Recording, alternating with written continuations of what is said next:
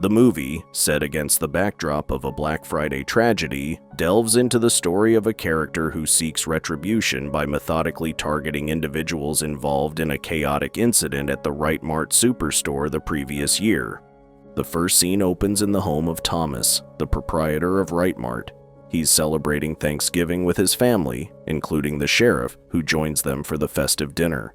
In an unexpected turn, Thomas's fiancée, Kathleen, suggests opening the store on Thanksgiving Day itself, instead of the traditional Black Friday night opening. This decision leads to people gathering at the store from 6 p.m., eager for the early shopping opportunity.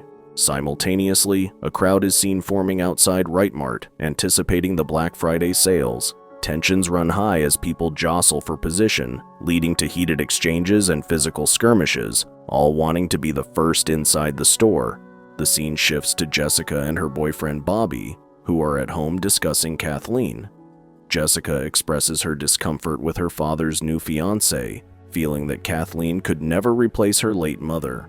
Bobby, trying to comfort her, half-jokingly suggests that the quick engagement might lead to a quick divorce. As they talk, their friends, Scuba, Gabby, Evan, and Yulia, arrive to pick them up for a movie night. As the group drives towards the cinema, they encounter a massive traffic jam near Wright Mart. Evan, expressing a sudden desire for a new phone, proposes they take advantage of the Black Friday sale at Wright Mart. Yulia supports the idea, but the others are initially reluctant. Eventually, they agree to a brief, 5-minute shopping detour at the mart. Jessica, whose father owns the store, allows Bobby, Evan, Gabby, Scuba, and Yulia early access through a side entrance. However, their entry catches the attention of the eager crowd outside, sparking a frenzied rush into the store, despite their attempts to explain that the store would officially open in just 10 minutes. The crowd, in their desperation to get inside, breaks down the door, leading to chaos. As people frantically grab items, the situation turns deadly, resulting in several fatalities, including Amanda Collins, the wife of store manager Mitch. In the pandemonium, Bobby tries to help a fallen security guard but ends up with a broken arm himself. A year later, the film shows Evan posting a video from the Black Friday incident on social media, labeling it RIP in memory of the tragic event. He does this with the intention of gaining more social media subscribers and likes, showcasing how the past event still resonates and impacts the lives of those involved. The story continues with a television broadcast featuring Mitch, the former manager of Wright Mart. Mitch publicly blames Thomas and his family for the disaster, criticizing the decision to open the store on Thanksgiving Day and pointing out the inadequate security measures. He highlights the dire consequences of these decisions, including the death of one of the security guards and his own wife. In contrast, another TV segment showcases Thomas, the owner of Wright Mart, who has reportedly been tirelessly working to contribute positively to the community since the tragedy. Thomas talks about establishing the Wright Family Foundation, a charitable organization focused on helping local youths pursue college education. The coverage then shifts to a local baseball star, Bobby, who suffered a career-ending injury during the Wright Mart incident. Since then, Bobby has disappeared from the public eye, adding a layer of intrigue to his story. Despite the previous year's catastrophe and opposition from Mitch and others in the community, Wright Mart is gearing up for another Black Friday sale. The tension in the community is palpable as the anniversary of the tragedy approaches. We then see Lizzie, a waitress who was among the first to break into Wright Mart during the previous year's sale. She has an interaction with the sheriff, which ends with his departure. In a subsequent scene, Evan is shown purchasing an axe, a foreboding development that hints at darker events to come. Meanwhile, Jessica and her friends find themselves tagged in a social media post depicting a Thanksgiving table with their names around it, a disturbing reminder of the past. This is followed by a strained conversation between Jessica and her father, Thomas. Jessica expresses her frustration with the way things are being handled and her exhaustion from pretending that everything is normal. She criticizes the decision to hold another sale, seeing it as an attempt to gloss over the tragedy. Later, we see Ryan talking excitedly with a friend at home about Jessica. He's had feelings for her since she was with Bobby, and now that she's single, he's eager to pursue her. He shares that Jessica has invited him to join her family's Thanksgiving dinner and to be part of a parade float. The scene shifts to Jessica and her friends at a diner, enjoying their time together, when they unexpectedly encounter Bobby. It's been a year since they've seen or spoken to him, and his sudden appearance surprises everyone. The group then receives a mysterious notification about a table being ready, with all of them tagged. Ryan joins them, and the tension escalates when Yulia asks Lizzie, the waitress, about their order. Lizzie's rude response adds to the uneasy atmosphere, hinting at underlying resentments and unresolved issues related to the Right Mart tragedy. The plot thickens with a series of disturbing events at the diner. Lizzie, the waitress, is closing up for the night when she finds a mask resembling that of John Carver, a historical figure. She tries it on in a moment of levity but quickly sets it aside to leave. As she prepares to depart, a man wearing an identical mask suddenly appears and brutally attacks her, ending her life in a shocking turn of events. The horror escalates when a young boy is discovered murdered and grotesquely displayed on a Right Mart promotional poster.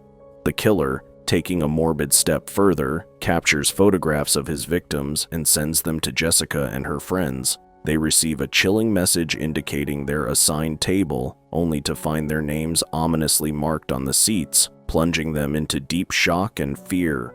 The police, faced with these heinous crimes, launch an intensive investigation to identify the killer. Meanwhile, Jessica is on the phone with her father, who informs her that despite the alarming events, Right Mart will stay open, although with increased security measures. He advises her to seek safety at the sheriff's office. After the call, Jessica relays this information to her friends, who express their dismay and concern about the ongoing danger and their reluctance to be anywhere near the mart. Jessica then visits the sheriff's office, where he presents her with photos and information gathered from their investigation. He stresses the urgency of identifying anyone who was present at Right Mart on the night of the tragedy, implying that they could all be potential targets. The sheriff admits his confusion about the malfunctioning cameras from the previous year and urges Jessica to share any knowledge she might have that could aid the investigation. He reassures her that any information she provides will be kept confidential, underlining the life and death stakes of the situation. As Jessica leaves, she encounters Bobby waiting outside.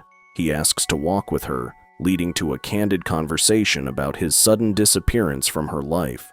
Bobby confesses that he distanced himself from everyone, including Jessica, due to personal issues and acknowledges that he wrongly blamed her for his problems. He admits his mistake in handling the situation and expresses regret for his actions. Their conversation is interrupted when Ryan joins them, but their discussion is cut short by the arrival of the sheriff. The sheriff needs to take Bobby to the office, thus ending their reunion abruptly. Later, a news report on TV states that the police are still without a suspect in Lizzie's murder. The authorities are left baffled, relying on clues from social media posts. This uncertainty leaves the community on edge, with residents anxious and fearful about who might be the next victim of the mysterious John Carver. The narrative escalates with Manny, a security guard from Right Mart, preparing to leave for a flight from his home. His plans are abruptly interrupted when he discovers a Carver mask placed ominously on his sofa. Shocked and fearing for his safety, Manny grabs a bat and bravely challenges the intruder, declaring his experience in handling dangerous situations due to his job. However, his bravery is short-lived as Carver, the masked figure, suddenly emerges, overpowers Manny in a surprise attack, and brutally breaks his neck. The killer then gruesomely decapitates Manny, taking his head away in a bag. The horror continues as the killer gruesomely displays Manny's severed head on a dining table, captures a photo of this scene, and posts it online, tagging Jessica and her friends. When Jessica stumbles upon this horrifying image, she is visibly shaken and traumatized by the sight. In response to the escalating violence, the local police department, including the sheriff, gathers to intensify their investigation into the killer's identity and motives. As part of their efforts, Jessica and Bobby are summoned to the sheriff's office to provide information about everyone they know who was connected to the Right Mart incident. During this meeting, Jessica shares a photo showing her boyfriend Ryan in an embrace with Doug. This revelation raises suspicions, as Ryan had never mentioned knowing Doug, contradicting his previous statements. The sheriff, concerned about their safety, advises Jessica and Bobby to exercise caution in trusting people around them. Following their meeting with the sheriff, Jessica reunites with her friends to discuss Ryan's undisclosed connection with Doug. Amidst their conversation, Evan voices distrust towards Bobby, leading to a defensive response from Jessica. The group grapples with their suspicions, yet Jessica insists that they should leave the investigation to the police. During this tense moment, Ryan attempts to call Jessica, but she opts not to answer. The situation takes a more sinister turn when high school students Amy and Lonnie meet a tragic fate, followed by the abduction of Evan and Gabby. In a chilling development, Jessica receives a text from Gabby's phone, presumably sent by the killer, luring her to a specific location. Unaware of the imminent danger, Jessica goes to the location but is horrified to find Gabby's phone abandoned in a trash bin.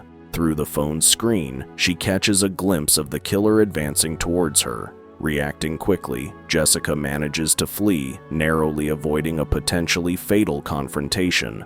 Later, while discussing the ordeal with the sheriff, Jessica admits she couldn't get a good look at the killer due to the brief encounter. The sheriff promises to ensure her and her friends' safe return home. In an emotional moment, Bobby offers Jessica his jacket, but the arrival of Ryan creates tension. As Ryan embraces Jessica, Bobby picks up the dropped jacket with a look of sadness. The situation escalates into a physical altercation between Ryan and Bobby, to Jessica's dismay. Distraught by the loss of her friends and the ongoing danger, she reprimands them for fighting and firmly states she doesn't want either of them involved in the increasingly perilous situation. In the gripping climax of the story, Yulia's father, concerned for his family's safety, decides to relocate them to Florida. Yulia is at home preparing for the move while having a video call with her friends, Scuba and Jessica. Meanwhile, realizing the growing danger, Scuba and Jessica decide to arm themselves for protection and go to purchase a gun. Tragically, their sense of urgency is justified. At Yulia's house, the killer, known as Carver, brutally overpowers the deputy sheriff assigned for their protection and Yulia's father. He then ascends to Yulia's room and savagely attacks her. Horrifyingly, her friends witness this through the video call and immediately rush to her house in a desperate attempt to save her. Despite their frantic efforts, they arrive too late to prevent Carver from inflicting severe harm on Yulia with a buzzsaw, after which he quickly flees the scene.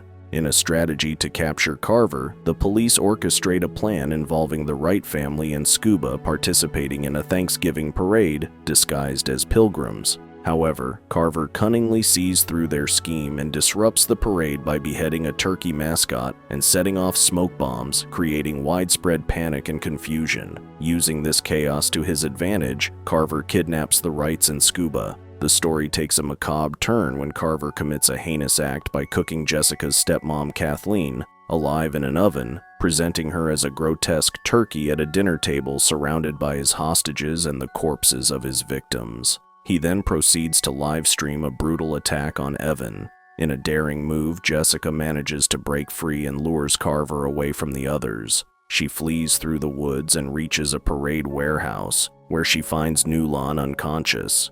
Shockingly, she discovers Bobby wearing Carver's mask. When she tries to enlist Nulon's help to capture Bobby, he manages to escape. After the police arrive and secure the survivors, Jessica finds herself alone with the sheriff. She notices debris on his clothing and shoes, similar to what she picked up from the fence and woods, leading to the chilling realization that he is the true Carver. The sheriff confesses to having an affair with Amanda and seeking vengeance for her and their unborn child's death, revealing his motive for the killings. In a twist, Jessica reveals she streamed his confession, prompting him to attack her until Bobby intervenes to save her. In a desperate attempt to escape, Jessica and Bobby flee in a tow truck. The sheriff, armed with an axe, tries to stop them, but is ultimately set on fire by an exploding turkey parade balloon, shot by Jessica. The next morning, as Bobby is taken away in an ambulance, Jessica reunites with Ryan, Gabby, and Scuba. While the authorities fail to find any remains of the sheriff, suggesting he may have perished in the explosion, Jessica is haunted by nightmares of a burning sheriff attacking her, leaving the movie on a chilling and unresolved note. Did this story spook you out? Let us know in the comments below. For more horror movie recaps, subscribe to our channel and we will see you in the next one. Fear awaits you.